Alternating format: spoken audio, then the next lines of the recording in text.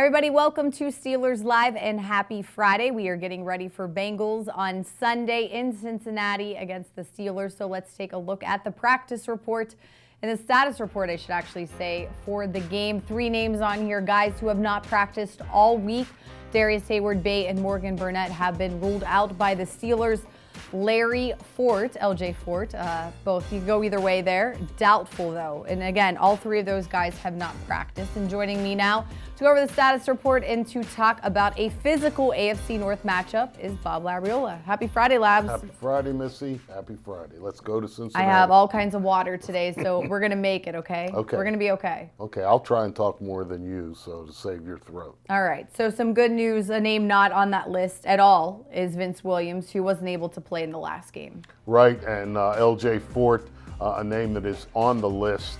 And as you mentioned, he has not practiced at all this week, listed as doubtful. I would venture to guess that he will be inactive on Sunday. And it's unfortunate for him because he played well against the Falcons. And I believe had he been healthy enough to play in this game, coming off that game, he might have been able to work himself into the rotation on a little bit more of a permanent basis maybe, or at least maybe carve out a role for himself in one or more of the sub packages. But now he's gone, he's eliminated if he is, and so Vince Williams steps in. Another situation in reverse, Darius Hayward-Bay listed as out. This will be the second game he has missed. This creates an opportunity for Brian Allen, who was the guy who went in on special teams in Hayward-Bay's spots on the various kicking teams, and the Steelers special teams had maybe their best game of the season. And so the way it works in the NFL is, play the hot hand. And so maybe this is good news for Brian Allen in terms of having a regular role on this team every week just after coming up from the practice squad. A moving train, as Coach Tomlin always says. But the good news is the bye week is on the horizon, so anybody that's dealing with an injury has some extra time to heal up. But a lot of guys might need some extra time to heal up after playing the Cincinnati Bengals. We know how physical this matchup can be. Here's Antonio Brown in the locker room after practice on Friday. Well, they always on edge and trying to get the best of us, either physically, after the play, during plays. That's why they call it the jungle. We got to go in there and be ready to run. All right, Lab, so the question everybody asked every player in the locker room this week was, do you always have to have your head on a swivel when a guy like Vontaze Burfict is on the field? Do you feel like that is a fair question? Oh, absolutely, and I think it goes beyond just Vontaze Burfict. The Bengals, it's been like this now for several years, chippy, bordering on dirty. And, you just kind of have to be prepared for that all the time. And as I mentioned, Vontaze Burfict a lot of times is the guy that's singled out, and he certainly could be characterized as the ringleader. But I think that guys feed off that, his teammates feed off that as well. And, Pac-Man Jones isn't there anymore. And so that's another one. Usually he was a accomplice with Burfict to some of those on-field shenanigans. But the Bengals, especially when they play the Steelers, they like to be on the edge. And I don't anticipate anything different Sunday at Paul Brown Stadium. All right, Labs, thanks so much for joining me today. When we return, Mike Prisuta has his plays to ponder for Bengals Week.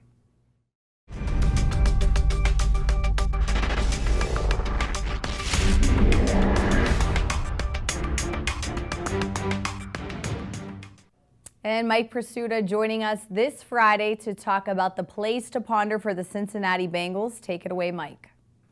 Thanks, Missy. Of course, the Steelers and the Bengals are familiar rivals, but things are a little bit different this year in Cincinnati, where the Bengals are 4-1. Last Sunday's 27-17 victory over Miami shed a lot of light as to why the Bengals are winning with regularity this season. Let's start at running back. Joe Mixon is a different player. Here he hits it up in there hard. And when I say hits it up in there hard, he lowers the crown of his helmet, and T.J. McDonald, the Miami safety, loses his helmet. There was no penalty on this play, by the way, but this gives you an example as to how hard Mixon hits it up in there when he hits it hard. Here he wants to go up the middle, but is able to bounce it outside, nothing there. So he gets to the sideline and turns it up. He has that kind of escapability and vision. And if you're defending this kind of play, you got to do a better job tackling when you're an unblocked cornerback than Miami's Torrey McKyer did right here. Joe Mixon can get outside. This is a 3 tight end formation, and again, the play doesn't go where it's supposed to, but it's still a 31-yard gain. Now take a look at this next one and see if it's familiar. A cautious approach, a stop, and then a quick burst to daylight. Joe Mixon, you can call him Le'Veon Bell light. He has a number of tools in his toolbox, and the patience here pays off near the goal line. Last but not least, Joe Mixon can catch. Andy Dalton stressed in the pocket, not the best of throws, but a great reaction to the ball by the running back by the goal line, and that is 6 points for the Cincinnati Bengals. There you see Dalton avoiding the sack and Mixon doing a nice job finding the football in coverage. What Dalton does best is find A.J. Green. Here he is avoiding pressure again, and he hits Green running across the zone. Shallow cross. The matchup ends up being A.J. Green on Kiko Alonso, a linebacker.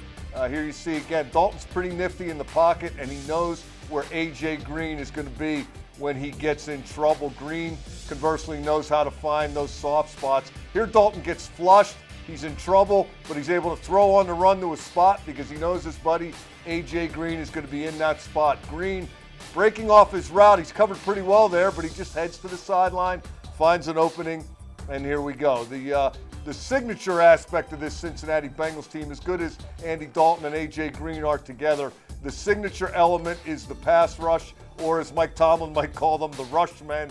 There you see one of the best in the business. Geno Atkins, as good a defensive tackle as there is in the NFL, easily beating the attempt at a block and knocking Ryan Tannehill down and avoiding a penalty. Here's pressure. Again, Dalton throws an ill-advised ball, and Michael Johnson, the quick reaction. Watch Johnson get there first on this play. He ends up going to the ground when he misses the sack, but he stays with the play, gets back up, tries to get back in it, and then he gets rewarded with a pretty easy touchdown. They call that an interception return, but Michael Johnson, long and athletic. Here's more Bengals. This is the same play. The missed sack does not deter Michael Johnson, and if you stay with it, sometimes good things happen. Here's more pressure, an 8-man rush against an 8-man protection, and Carlos Dunlap keeps coming. He's getting held, but he continues to chase Ryan Tannehill. He forces a fumble, and that's Sam Hubbard, a rookie from The Ohio State University, a 3rd-round pick who is fitting right in his hometown of Cincinnati. That's just a relentless effort by Dunlap there. He gets his hands on pass balls. He gets his hands on balls that the quarterback still has in his grasp. The Bengals defensive line scored 2 touchdowns to turn that Dolphins game around. No wonder Mike Tomlin emphasized that you can't let the Cincinnati defensive line dictate. Here's Dalton to T.J. Boyd from Pitt. T.J. Boyd only had 22 catches last year, but he's playing every down this year. Here he beats press coverage and then takes a big hit to complete a nice play. He's actually Cincinnati's leading receiver in terms of number of catches. He is making the most of increased playing time. And here you see some special teams issues for the Bengals. This is Jakeem Grant, one of the best return men in the business. He takes a punt 71 yards for a touchdown against the Bengals, and we're going to see in a minute why he was able to do that. Miami sets up the return by double teaming both of the gunners. On the right side, you see wide receiver Cody Core ends up running out of bounds, and on the left side, safety Brandon Wilson ends up cutting to the middle of the field. Jakeem Grant had 15 yards of space when he caught this punt. That is too much space for a guy who's that fast. The Bengals also had a field goal blocked in that victory over Miami. Perhaps there will be some special teams plays the Steelers can exploit, but they better first and foremost deal with that defensive line. And those are Prisuta's plays to ponder. All right, Mike, thank you so much. Time now for another quick break. When we return, Wolf's In the Trenches returns to Steelers Live. Don't go anywhere.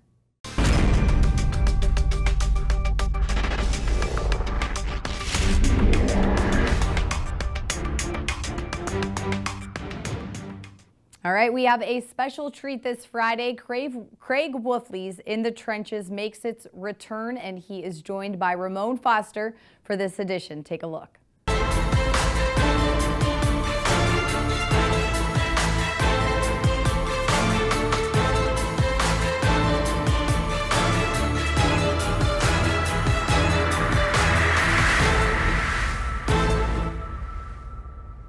Hi everybody, I'm Craig Wolfley and I'm joined here outside of the Steelers Southside Complex by none other than the big Ragu, Ramon Foster. And Ragu, it's good to have you here in Life in the Trenches. Thank you, man. Thanks for having me. I'm glad that you asked me to do this. Well, I had to do this. It's a legacy thing. You know, we both played left guard. Yes. Let's see, we both wore 73. Right, and I played for the Steelers for how many? 10 years. And you played at least 10. This is years. number 10, Yes. okay? Yes. So there's a lot of good mojo going on here. And of course, I find it hard at times to think between us two, we played the same position. There's a little difference in generations here. It is, just a little bit.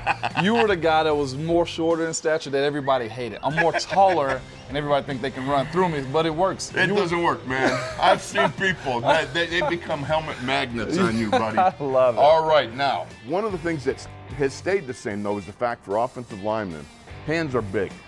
You know, in my day, we put on baseball gloves, we put on boxing gloves that were modified, and you could punch a wall as hard as you want and not hurt your hand. But that's because we would rip under. Yeah. But you guys do a different technique, and a lot of your run blocking, because of the outside blocking schemes, Yeah. you will actually punch like you're in pass protection while you're run blocking. Yes, absolutely. It's huge. It's a lot of power that comes out of your hand with that. And if you get an opportunity to get your arm and hands extended on the guy, the combination blocks with my left tackle or with my center is that much better. Now, I would start off with a baseball glove, then the boxing heavy bag glove, and then I would have yards of tape on it. How do you like that? Now, what do you do? It's funny now, when I first started off playing, I was just gloves. Nothing more, Nothing more than just gloves. Just gloves. Now, but that would have slight padding in it, right? it would just a little bit, but not much at all. But now I am a glove that has padding on top. Right. I got the wrist rockets around my wrist. If you can look at my hands, there's like a big tan difference between my forearm and my hands because they're all covered. I double tape the hands. You see what that's where I'm at now. I have a cast on my left hand each practice, each game. Right. And I'm pairing up my fingers. Now, you look at our hands, and, you know, we have remnants. Like for this, I broke my thumb, dislocated this finger every week for like the last 3 years of my career, at least once. These are the things, you got a bunch of things on there. So do you go individually, or you just tape it up and then yards on top? I pair them up because if they're ever alone, they seem to go backwards or to the side or underneath. And you know what's so funny about this? I was just talking to the cashier about it. I was like, you know when you've been in the league a long time when you start looking at your hands. You know that it really gets rough on the hands when you see a guy. Let's take Tunchilkin, all right? The man can stand right in front of you, point at you, and you still don't know who he's pointing at. Yes, it's funny, but that's the life in the line, whether it's O-line or D-line, and it almost becomes an art form in a sense. And people probably think we're sick in saying this, but if it's one of those things, if you know the position, you know what comes along with it. Pre-game is a precious time for an offensive lineman. As you're ramping up to go out and have at it with whoever that week's opponent is, there's a lot of process in getting it done. Number one, I was always an ankle taper first. I had to get up there, get the ankles done first. Are you similar? Very much so. The ankle's got to be safe.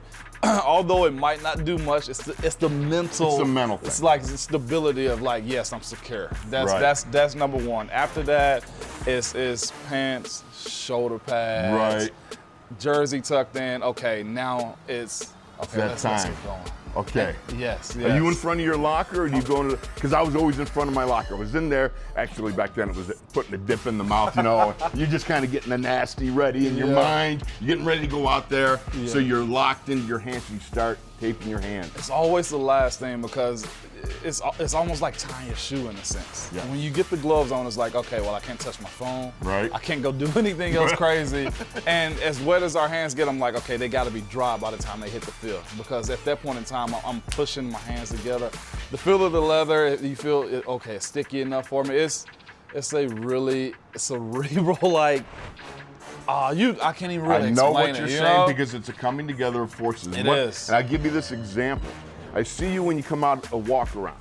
You're pretty relaxed and you're chilled. Yes. Then I see you afterwards, you come out and you are just getting ready for the anthem and all that stuff, and you are locked into another zone. And I look at you sometimes, I go, I know that look, but I'm telling you what, I'm glad I'm not in front of you because I know you are honked and ready to go. It's so much into it. It's a week of preparation. It's a us versus them mentality. And then at the end of the day, it's like I've seen so much film on this guy. I know what I feel like they're gonna do, and it's my job to execute it. And that first punch, that first step, that first play is always, okay, we're ready to go. Getting the butterfly out and everything. Absolutely. Tell me the moment you finish taping and then you rip that tape off and then boom, the hands are hardened, you're strong, your will, your thoughts, everything comes together at that moment and you're ready to go. Yes, that part of it is, it brings you back. It brings you into it to where it's like, do the job is done. And when you pull those straps off at the end of the game, everything's just exhausted out of you.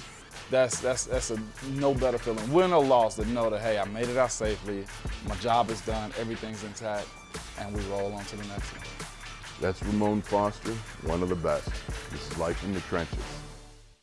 All right, a big thanks to Wolf and Ramon for joining us this week for In the Trenches. That's going to do it for this edition of Steelers Live. Thanks so much for joining us. A special birthday shout out to our producer, Gerard. We'll be back here Monday at 4 p.m. to recap the Steelers and the Bengals.